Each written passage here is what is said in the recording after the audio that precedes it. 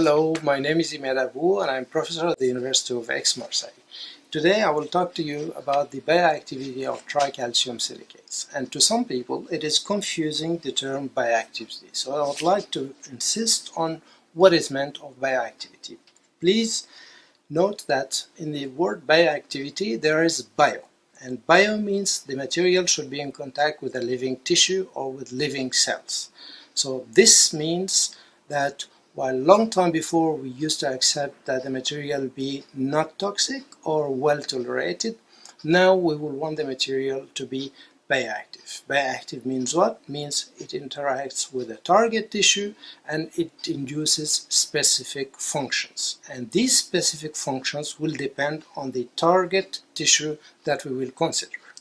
So if we are, for example, considering a restorative material, the target tissue to be considered is the dental pulp.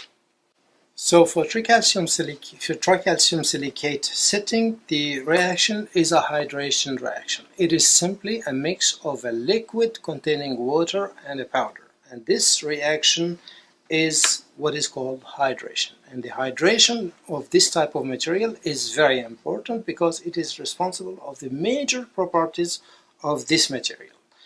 As you can see here, when you mix the material with the liquid, you will get a dissolution of a part of the particles, of the powder particles.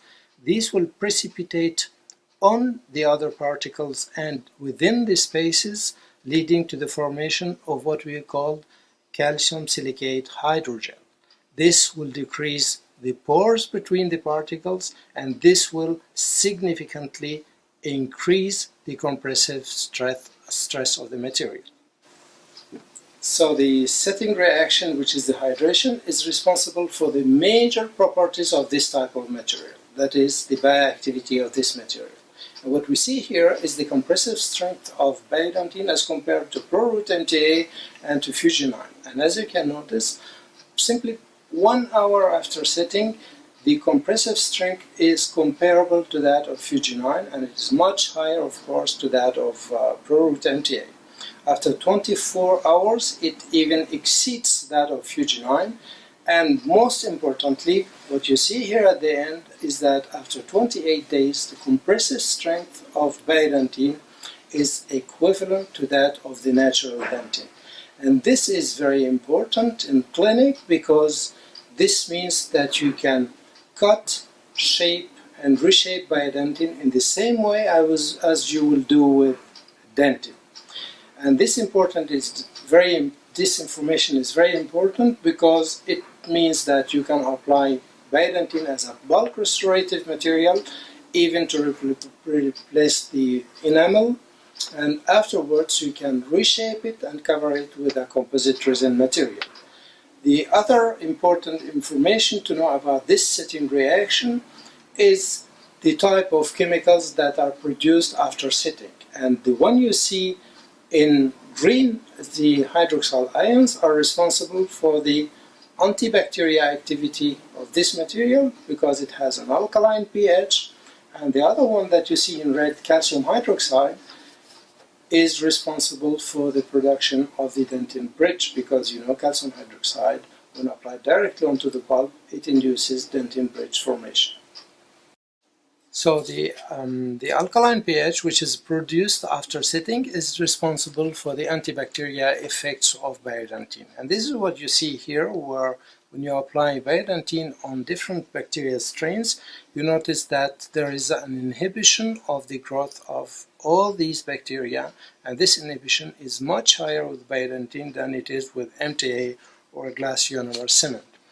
In the same way, when there is a decrease of this inflammation and the production of calcium hydroxide, this will lead to the production and the synthesis of dentin in the form of dentin bridge. This is what you see here in the human pulps after 6 months of pulp capping, and you notice that Biodentine, in the same way as MTA, it reproduced a dentin bridge in 6 weeks. And when you evaluate the inflammatory reaction within the pulp, we notice that the hard tissue, first of all, is continuous in most of the cases, and at the same time we have very slight inflammatory reaction.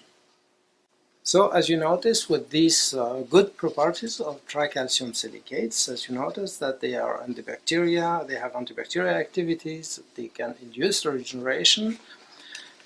Some companies develop some light cured materials. This can be the type of calcium hydroxide light cured materials or tricalcium silicate combined with resins, and the question or the arguments which are raised is that this is easy to apply with a syringe, and at the same time it has a shorter sitting time by light curing. And the question which crosses my mind is this a real advantage? And we should go back to think of the story again in answering this question. What is the spirit of the direct pulp capping? Is it to be fast, or is it to keep the pulp vital? If it is to keep the pulp vital, then we should forget about the speed. I was curious to know about the toxicity of this type of materials, and I found a paper indicating that light cured silicate is less toxic than two other materials, but when I look at the other materials, they also contain resins. So if we really want to compare, this material should be compared to a control, and when we compare it to a control, this is what you see here. It looks like the material is toxic as it kills about 45% of the cells in a very short time. And it has repeatedly shown that even after complete polymerization, there is a release of high percentage of monomers. And we can find all monomers from composite resins that can be released in the medium. And these monomers have been shown to be toxic.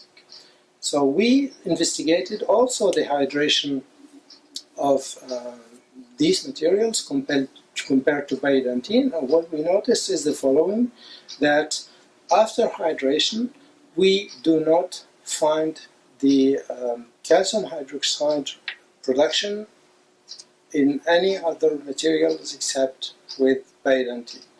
So this is what you see with this X-ray diffraction analysis, and indicates that Biodentine can induce dentin bridge formation due to the formation of calcium hydroxide, and no calcium hydroxide was released with the light cured tricalcium silicate.